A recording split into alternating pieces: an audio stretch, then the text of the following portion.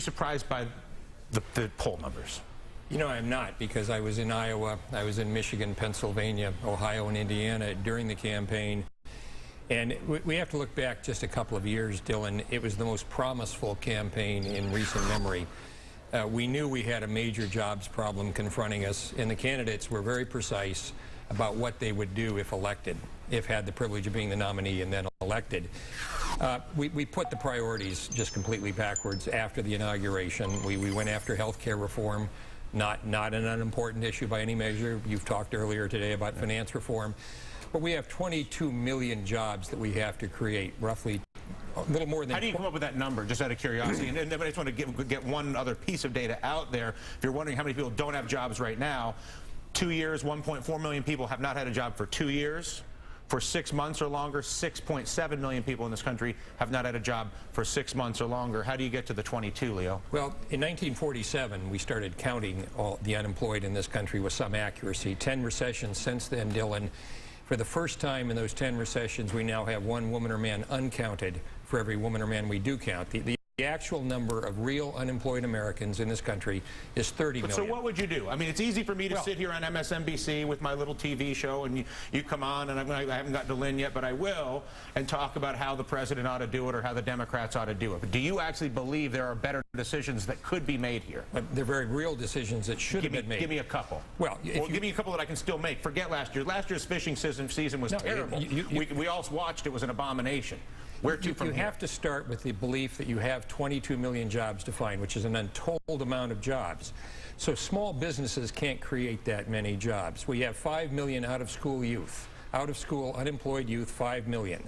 The only thing that's going to create millions of jobs quickly are two things in total. One is to go after those youth, as President Roosevelt did with WPA-type programs, and we have to go after infrastructure. We have to take about half of that 22 million off the table as quickly as we can. Small business can't create... So you suggest direct employment from the federal government? No. A change in the incentives in the financial system to encourage actual corporate investment from all that hoarding? What would we do? Well, in an earlier comment of yours, we noted that there's about $2 trillion of accumulated cash sitting around by businesses. Apple, Caterpillar, pick them. Looking for certainty, which they seemingly can't find. We know, on the other hand, there's $3 trillion of infrastructure that needs to be repaired in this country tomorrow. What you can do is set up a national infrastructure bank. We would create about 25,000 to 45,000 jobs for each $1 billion we commit to this endeavor. If we went after these out-of-school youth... Would that be government run, or would that be privately run? The National Infrastructure Bank would be a complement to some... It'd be a federal institution. Yeah. What about running your day-to-day, Laura? What would you need to see to be in a situation where you felt like you could create work for other people?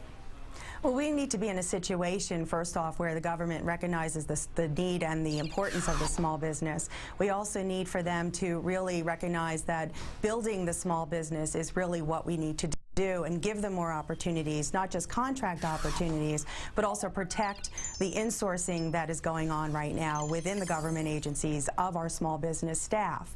So we find that there are lots of things, such as the bundling, that needs to be changed. It needs to actually be monitored by the government once a large bundle has been actually awarded, that these large businesses are actually giving a percentage, and what percentage of the work is actually being done by the small businesses. They get to check off the little check boxes when they bring us on their teams, and they say they have a woman-owned small business or a small business or an 8A, but they don't necessarily show or give us the work, and then they don't have to show to the government that they're actually giving us the work. Go ahead, I think that's a really big step. Leo, one comment? The only concern, and I'm not at all discounting the small business requirements. You can't fix Dayton, Ohio, and Flint, Michigan, and Buffalo, New York with small businesses. They lost jobs by the tens and hundreds of thousands. You have to bring them back in roughly the same measure, tens and hundreds of thousands. So let's look at, for instance, the cash holdings that exist. Berkshire Hathaway has $146 billion in cash. General Electric, parent of this network, $111.2 billion in cash. Ford, $46 billion. Microsoft, $39 billion. Cisco, $39 billion. Google, $26 billion. Apple, $23 billion.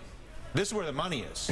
How do we incentivize the release of that capital into the environments that you're describing, both to the benefit of people like Laura, but also to solve the magnitude of the problem that we have? You have to give certainty, as I said at the onset, to these chief executives. Right now, they're incented to move jobs overseas. General Electric, once the largest manufacturing company in this country, has now moved more than half of its manufacturing employment offshore. And isn't that because both the government is accommodating of beneficial offshore tax policy and refuses to tax the Chinese for their use of what is effectively slave labor in our country? And so as long as slavery is legal offshore, how can any American business compete with that, not to mention currency rigging? But let's be honest, the biggest trade cheat in the history of mankind is China. It's taken millions of American jobs and not going to give them back until we have fair trade, not just free trade. I would argue they've exported the unemployment they want to avoid with all the young men in their country to avoid civil unrest to our country using currency manipulation and slavery. Is that too aggressive? About 10% of the cost differential on a manufactured good between the United States and China is labor. The other 90%, as you describe, is currency manipulation, illegal subsidies, environmental practices that are abysmal. But it's good for the profitability of the parent companies, and the government, and our government, is unwilling to call China for what they're doing as a predator effectively on our own economy. Despite promising us during the campaign that they would call them out on these issues immediately. Laura, if there's one thing that this president could do today to make it, in your opinion, easier to create a job for somebody tomorrow, what would it be?